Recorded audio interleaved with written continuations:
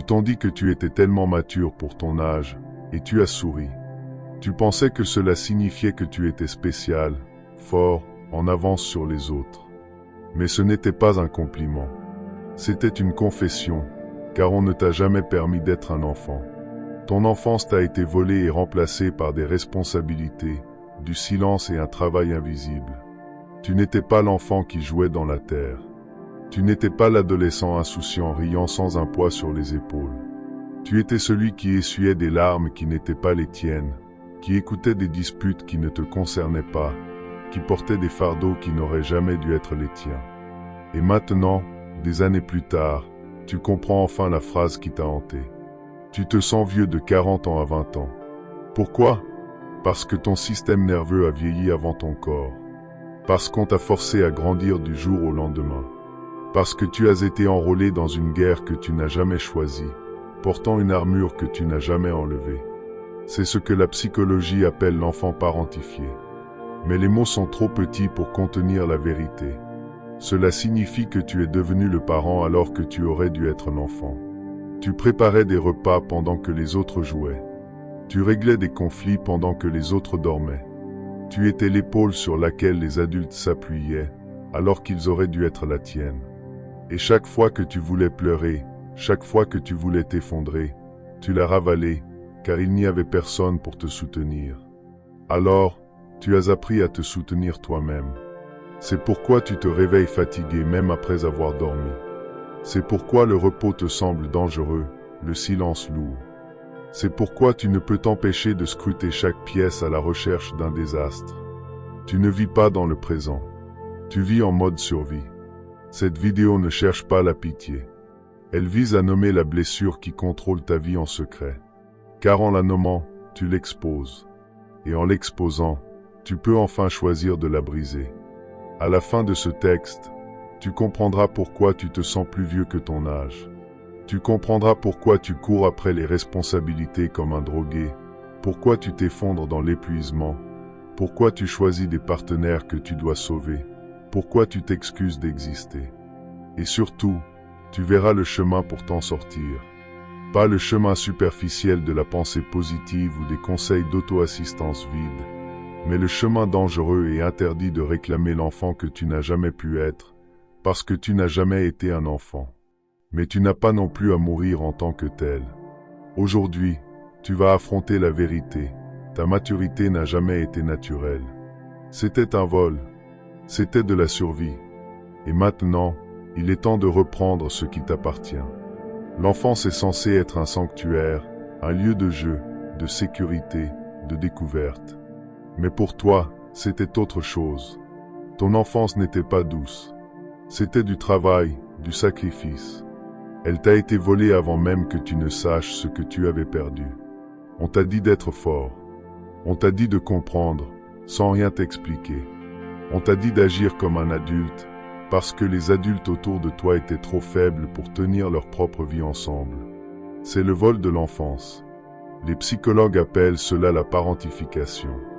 Mais tu n'avais pas besoin d'un nom pour en ressentir le poids. Tu l'as vécu. Il y en a deux types. Le premier est la parentification instrumentale. C'est quand toi, encore enfant, tu as assumé des tâches qui appartiennent aux adultes. Préparer des repas pendant que tes amis regardaient des dessins animés. Payer des factures avec des mains à peine assez grandes pour tenir un stylo. Porteur tes frères et sœurs au lit alors que tu aurais dû être porté toi-même. Le second type est la parentification émotionnelle. C'est quand tu es devenu le thérapeute, le prêtre, le confident de tes parents. Tu as appris à hocher la tête, à écouter, à absorber des histoires et des secrets qui ont empoisonné ton innocence. Tu as porté des chagrins qui n'étaient pas les tiens.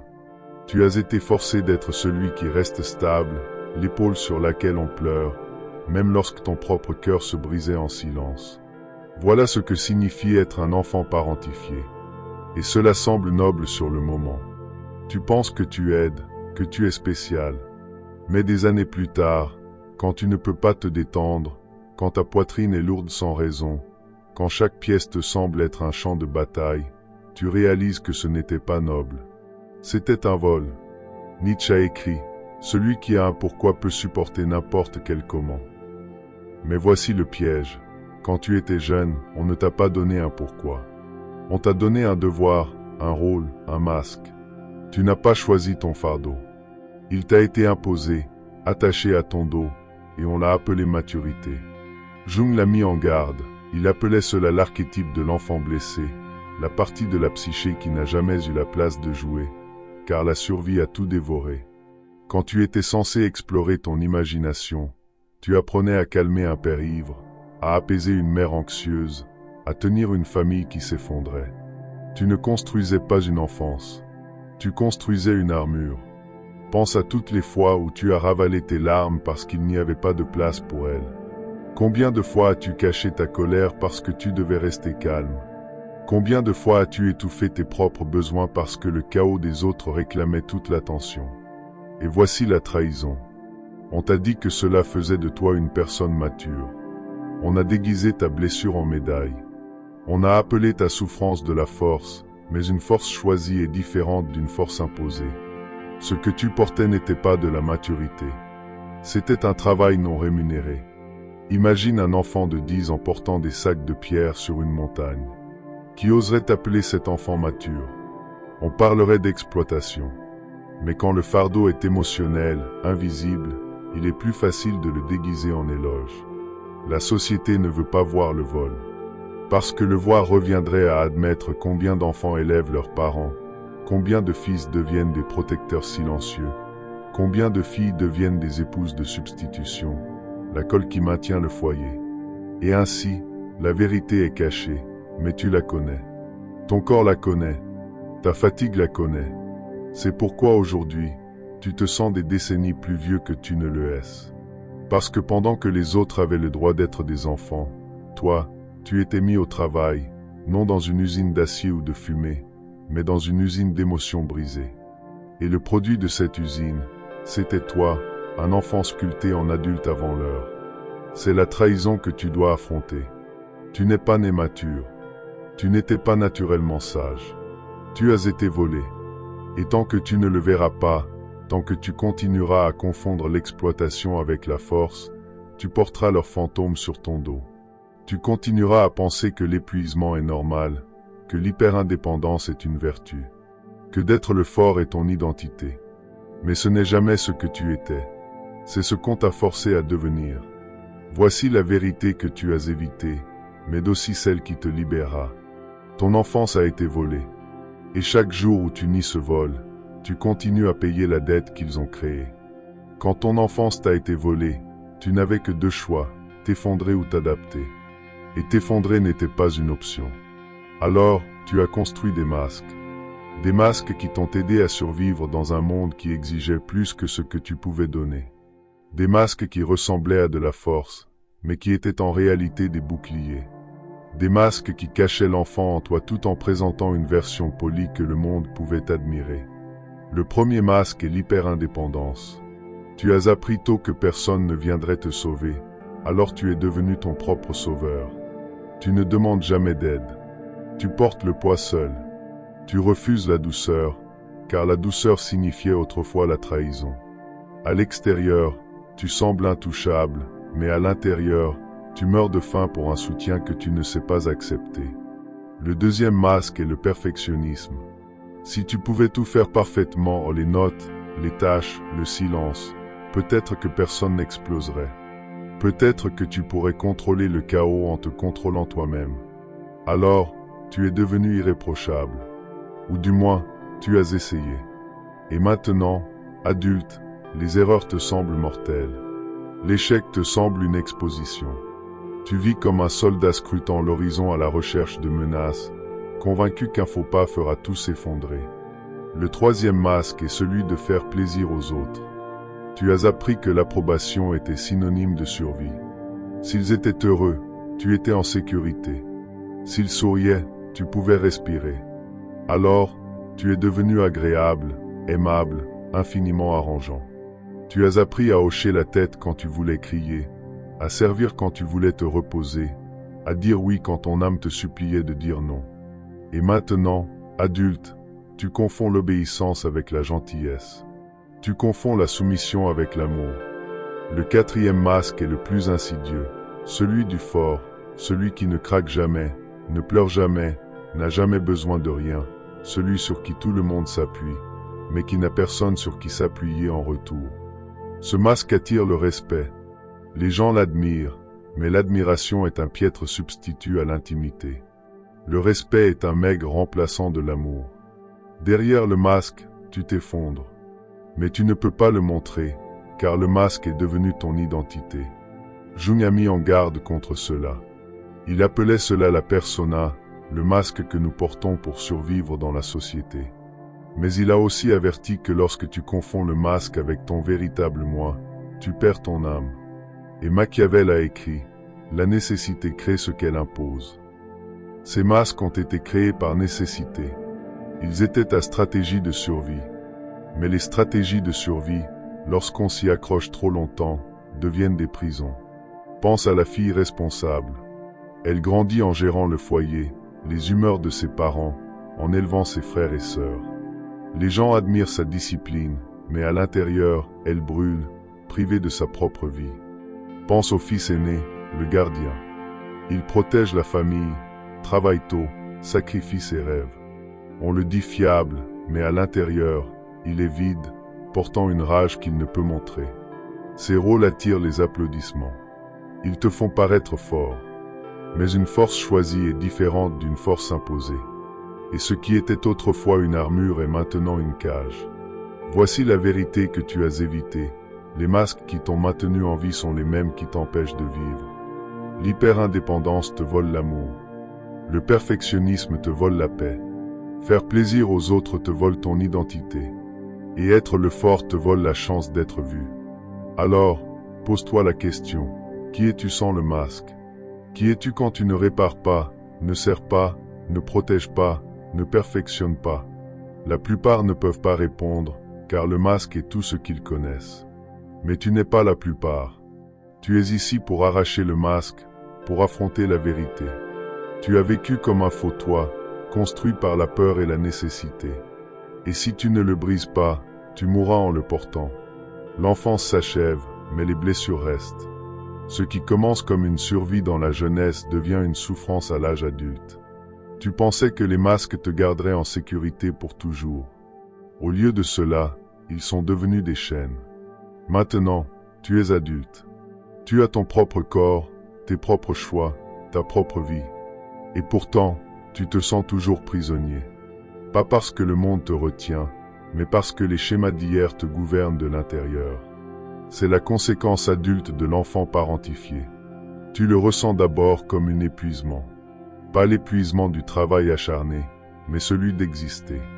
Même quand tu dors, tu te réveilles fatigué. Même quand tu te reposes, tu te sens coupable. Ton corps ne connaît pas la paix, car ton système nerveux n'a jamais cessé d'être le gardien, le parent, le soignant. Tu le ressens comme une anxiété dans l'oisiveté. Tu ne peux pas rester immobile. Tu ne peux pas respirer sans vérifier ton téléphone, tes emails, tes responsabilités. L'immobilité te semble dangereuse. La relaxation te semble une menace. Parce que, enfant, chaque moment de calme était interrompu par le chaos. Et maintenant, ton corps anticipe la tempête, même quand le ciel est clair. Tu le ressens comme des limites brisées. Tu ne sais pas dire non. Tu ne sais pas te protéger. Tu donnes, donnes et donnes encore jusqu'à t'effondrer. Et quand tu résistes enfin, tu te sens coupable d'oser exister. Parce qu'enfant, ta valeur venait du service. Et maintenant, adulte, tu confonds le sacrifice avec l'amour. Tu le ressens dans des relations toxiques. Tu es attiré par les personnes dans le besoin, brisé, chaotique. Tu confonds le soin avec l'intimité. Tu deviens le réparateur, le thérapeute, le sauveur, et au fond, tu en veux. Mais tu ne sais pas désirer autre chose. C'est pourquoi à 23 ans, tu te sens comme à 40. C'est pourquoi à 30 ans, tu t'épuises alors que d'autres se découvrent encore. C'est pourquoi tes épaules te font mal comme si elles avaient porté le poids d'une vie entière, car c'est le cas.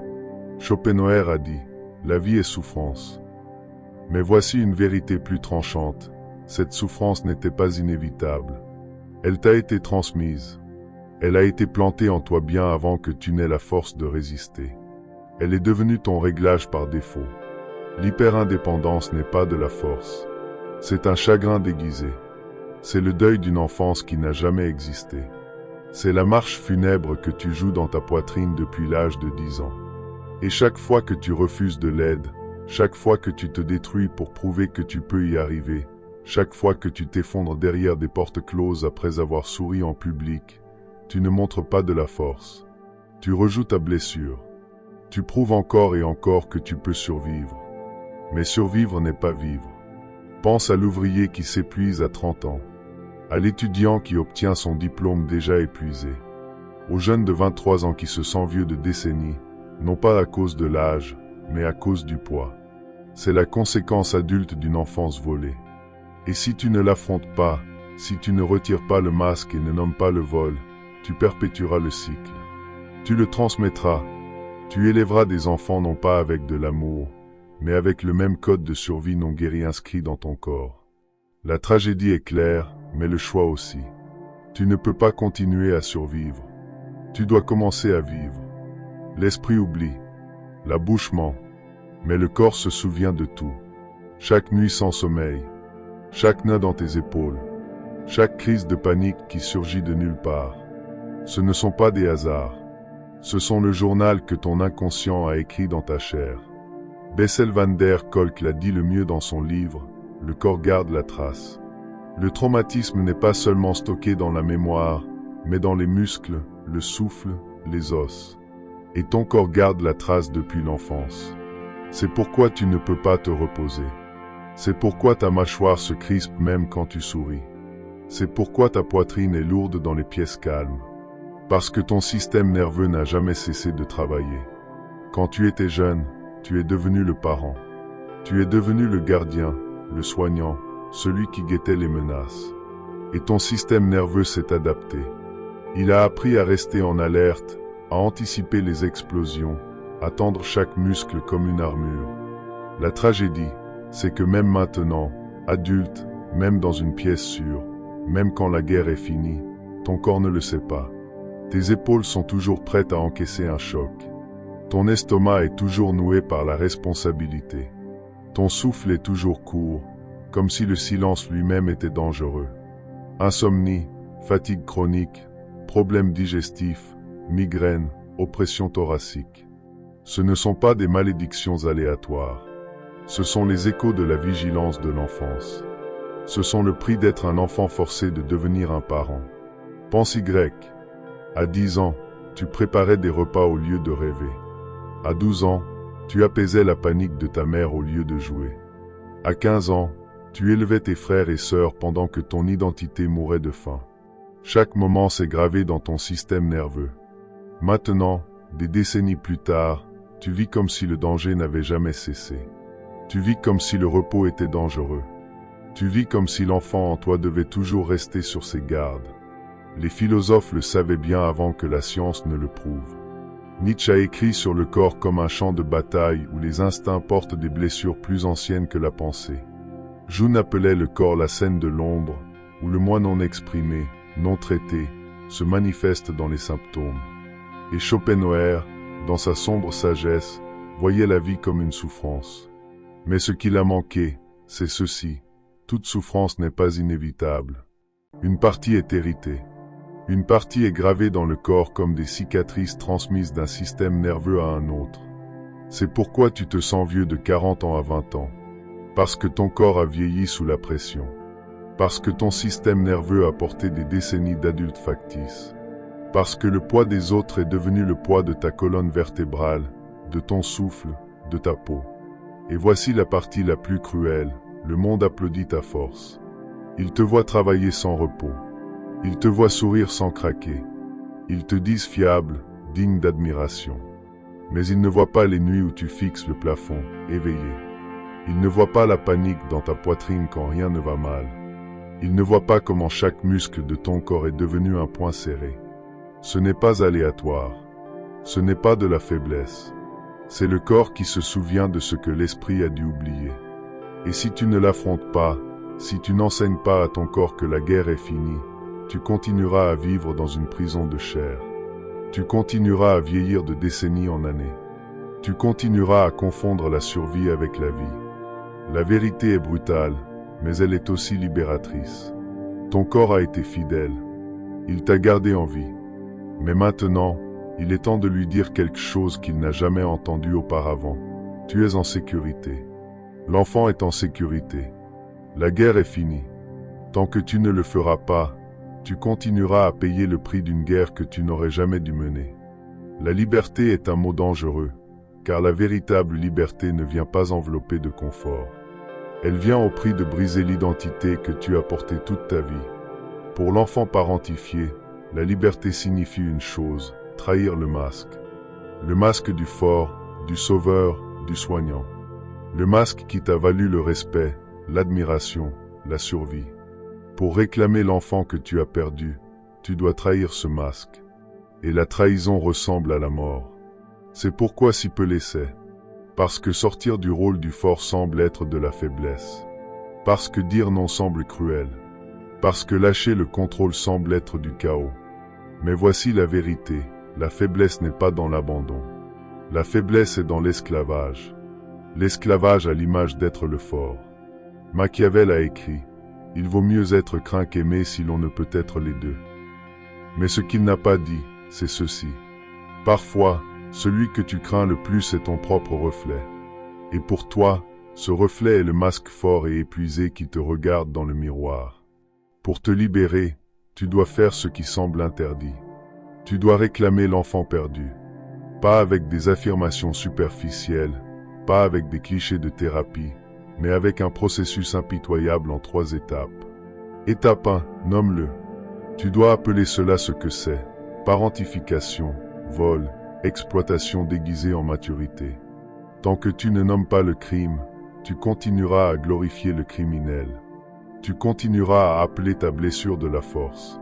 Nommer, c'est le pouvoir, car une fois que tu nommes le fantôme, il cesse de te hanter en secret. Étape 2, pleure-le. C'est la partie que la plupart évitent, car le chagrin semble être de la faiblesse. Mais le chagrin n'est pas de la faiblesse. Le chagrin est une guerre. Cela signifie admettre que tu as perdu quelque chose de réel, une enfance qui n'est jamais venue. Cela signifie te permettre de ressentir ce que tu as enfoui, la colère, la tristesse, la solitude. Le chagrin est un feu, et à travers lui, tu brûles les illusions qui t'ont enchaîné. Étape 3, reparenter. Tu ne peux pas attendre que le passé change. Il ne changera jamais. Mais tu peux devenir ce que tu n'as jamais eu. Tu peux devenir le parent de ton propre enfant intérieur. Pas en t'adonnant à des fantasmes, mais en créant des limites, en t'accordant du repos, en traitant tes besoins comme sacrés. Ce n'est pas de l'auto-assistance. C'est une réclamation. Tu reprends ce qui t'a été volé. Jung appelait cela l'individuation, devenir entier en intégrant ce qui a été perdu, rejeté ou enfoui. Nietzsche l'appelait renaissance, la transformation du moi qui a souffert en un moi qui choisit. Tous deux comprenaient la même vérité. Tu n'es pas fini. Tu es inachevé. Et le travail de ta vie est de compléter ce que l'enfance a interrompu. Mais ne confonds pas ce chemin avec du confort. Il ne te rendra pas mou. Il ne te rendra pas ordinaire. Il te rendra rare. Parce que la plupart n'oseront jamais trahir leur masque. La plupart mourront en tant que forts, applaudis mais invisibles, respectés mais non aimés. Tu n'es pas la plupart. Tu es ici. Et cela signifie que tu es prêt pour une liberté interdite. Une liberté qui semblera d'abord être de la faiblesse. Une liberté qui te terrifiera. Une liberté qui te mettra à nu jusqu'à ce que l'enfant que tu étais te regarde et dise enfin « Tu es revenu pour moi ». C'est la véritable force. Pas la responsabilité sans fin. Pas le reniement éternel de soi, mais le courage de réclamer ce qui a été perdu, de trahir le faux moi et de renaître. Il vient un jour où la survie doit cesser. Quand l'armure qui t'a maintenu en vie devient trop lourde à porter. Et pour toi, ce jour est aujourd'hui. Tu n'as jamais été mature. Tu as été enrôlé, conscrit dans l'âge adulte avant de pouvoir respirer en tant qu'enfant. Et chaque masque que tu portais à l'hyper-indépendance, le perfectionnisme, le fait de plaire aux autres, le fort, a été forgé dans le feu de la nécessité. Mais tu n'es plus un enfant. Tu n'as plus besoin de l'armure. Tu n'as plus besoin de prouver que tu peux survivre. Tu as déjà survécu. Regarde le poids que tu portes, la vigilance constante, les nuits blanches, le sacrifice sans fin. Ce n'est pas de la force. C'est l'esclavage d'un rôle que tu n'as jamais choisi. Aujourd'hui, tu le déposes. Tu ne porteras plus leur poids. Tu ne résoudras plus leur chaos. Tu ne te consumeras plus pour garder les autres au chaud. Aujourd'hui, tu démissionnes du travail pour lequel tu n'as jamais postulé. Le travail d'être le parent, le sauveur, le fort. À partir de ce jour, tu vivras comme ton propre parent. Tu t'accorderas ce qui t'a été volé, le repos, le jeu, les limites, la douceur. Et cela te semblera terrifiant au début, comme te tenir nu sans l'armure que tu as portée pendant des décennies. Mais la vérité nue est plus forte que les mensonges forgés. Comprends-tu ce que cela signifie? Cela signifie que tu n'es plus l'enfant enrôlé dans la guerre. Tu es l'adulte qui choisit ses propres batailles. Tu es le commandant de ta propre vie. Jung appellerait cela l'individuation, le moment où tu intègres l'enfant blessé dans le moi entier. Nietzsche appellerait cela la renaissance, la mort de l'ancien toi et la naissance du moi qui choisit son propre destin. Mais tu n'as pas besoin de leurs mots pour le savoir. Tu peux le sentir dans tes os. L'armure se fissure. Le poids glisse. L'air remplit tes poumons pour la première fois depuis des années. Entends ceci clairement. Tu n'étais pas destiné à être le fort pour tout le monde. Tu étais destiné à être entier pour toi-même. Et le jour où tu déposes l'armure, tu deviens intouchable. Car personne ne peut contrôler un homme qui n'est plus enchaîné à leurs besoins. Alors aujourd'hui, tu choisis de déposer l'armure. D'arrêter de porter des fantômes, d'arrêter de vivre comme un soldat dans une guerre terminée il y a longtemps. Aujourd'hui n'est pas une motivation. Ce n'est pas une inspiration. C'est un ordre. C'est une déclaration. C'est une transformation. Tu as été enrôlé. Mais aujourd'hui, tu démissionnes. C'est le moment du retour. Pas un retour à l'enfance volée, mais un retour à toi-même. Tu as porté des fantômes qui n'étaient jamais les tiens. Tu as porté des masques qui ont étouffé ton âme. Tu as vécu des décennies enchaînées, confondant la survie avec la force. La plupart resteront là. La plupart continueront à porter l'armure jusqu'à leur dernier souffle. Ils mourront respectés mais jamais vus, admirés mais jamais aimés. Ils mourront comme des soldats dans une guerre terminée il y a longtemps. Mais toi, tu n'es pas la plupart. Tu as vu ce qu'ils refusent de voir. Tu as nommé le vol. Tu as pleuré la perte. Tu as commencé la rébellion. Le retour à toi-même n'est pas doux. Il n'est pas gentil. Il est impitoyable. C'est le moment où tu te détournes des applaudissements du monde et choisis la vérité de ton âme. C'est le moment où tu cesses d'être le fort pour les autres et commences à être entier pour toi-même. Ce n'est pas une inspiration. Ce n'est pas une motivation. C'est une transformation. Une nouvelle identité. Une fraternité secrète de ceux qui ont osé trahir le masque et réclamer leur vie. Alors, entends l'ordre, ne retourne pas dormir. Ne rampe pas dans le cercueil de la maturité. Continue de marcher vers la connaissance interdite. Continue d'avancer sur le chemin rare de ceux qui se choisissent. La plupart continueront à porter les fantômes de leurs parents. Mais tu n'es pas la plupart. Tu es ici. Et si tu es prêt à continuer sur ce chemin, abonne-toi, rejoins-nous, et ne regarde jamais en arrière, car ce n'est pas la fin. C'est le début de ton retour.